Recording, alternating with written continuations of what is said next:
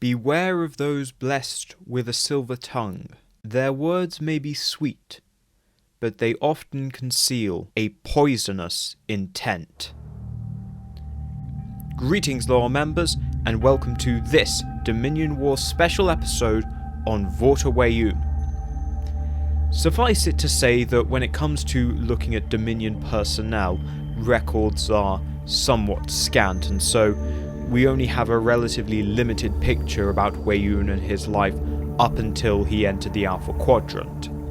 There won't be a huge amount of detail here, but I think there's some pertinent observations to make regarding Weyoun, as it will shape future discussion on other Dominion leaders. Weyoun I is believed to have been born circa 2240, and I say born, but we don't know for sure. It's unclear whether the Vorta reproduce naturally or through genetic engineering.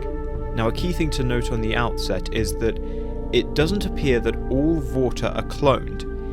It only appears that the most successful and capable of Vorta receive the privilege of being cloned.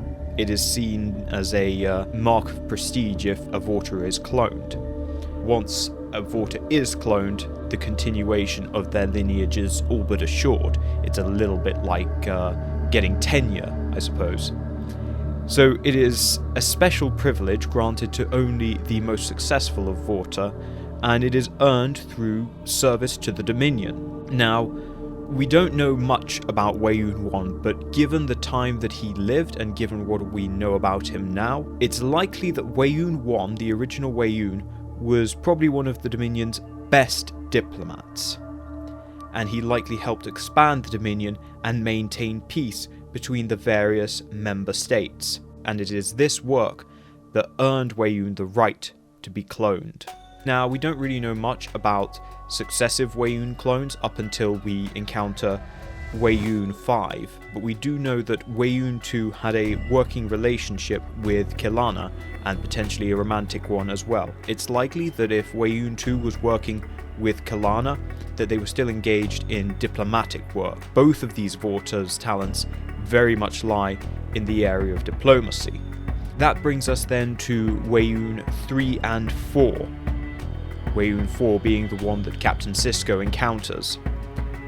It appears that Weyoun IV has been demoted to almost a gunboat diplomat. He is perhaps a victim of the success of his prior self.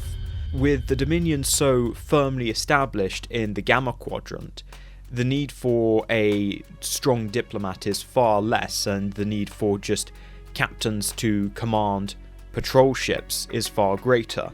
Now, this is assuming that Weyoun had been almost demoted to command of a Jem'Hadar attack ship, and was not in fact planted on that attack ship so that he might have encountered Captain Sisko. If the Dominion wanted to get a good estimation of the Federation and potentially see whether or not diplomacy would be a viable tactic against the Federation. It may also be that Weyoun was demoted because of his relationship with Kilana. That may have been seen as improper conduct for a Vorta. We simply don't know. In any case, it's fair to say that Weyoun III and IV saw a turn in their fortunes. However, Weyoun V really returns the Weyouns to the spotlight. We first see Weyoun V serving in a hybrid diplomatic and liaison role to Gul Dukat. Now, technically speaking, Weyoun is Gul Dukat's junior. He is there to serve as an advisor to Gul Dukat, and he is not there to command Dukat. After all, Cardassia is its own independent sovereign state, and the Dominion doesn't like to interfere with the sovereignty of its member states as much as possible. Now, what's interesting is that during his time with Dukat, Weyoun very much manages to maneuver himself to be the direct line of contact between the Changeling and everyone else, up to and including Dukat himself. And so in that way, he manages to not so much become the power behind the throne, but to in fact become the power to the throne, the gatekeeper to the throne, that no one can speak to the founder apart from him, meaning he can put a spin on these things. It's certainly fair to say that Weyoun 5 perhaps had ambitions far above his station and talents.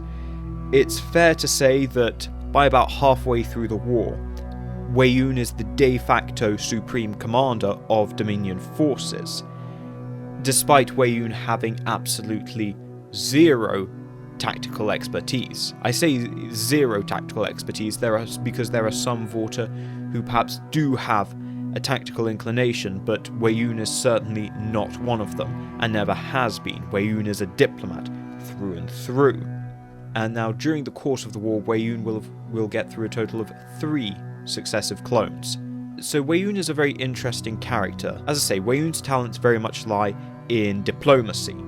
And while silver-tongued, the key thing is that Weyoun believes absolutely in what he says. He is a true believer in the Dominion. That can't be said for all Vorta. And he really does believe that diplomacy can solve any problem. Genuinely believes that if the Federation was simply more reasonable, they could sit down and have a nice discussion and solve the problems peacefully, because that is all Weyoun knows. And he believes very much in killing with kindness, not with gunfire. As I say, he doesn't think that there is any situation so bad that some diplomacy, some nice words, and a well thought out treaty can't rectify the situation.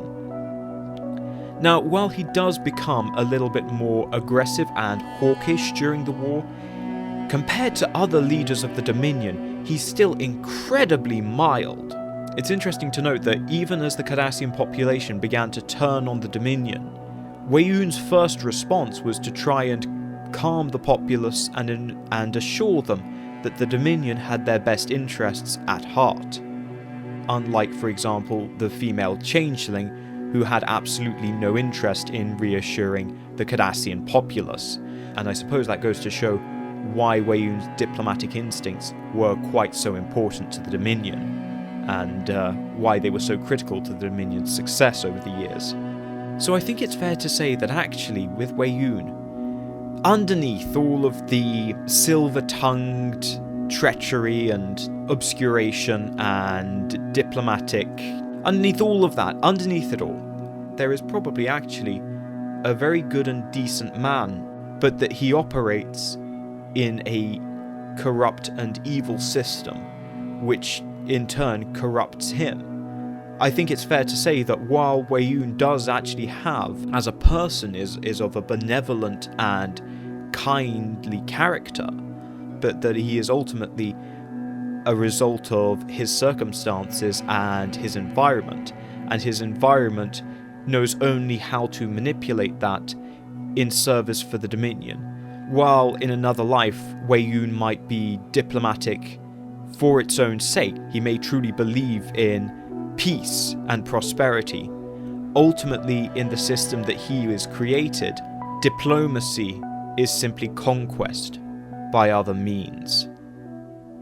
Thank you all for watching. I hope you all enjoyed. Leave your thoughts in the comments below, and I will see you all next time.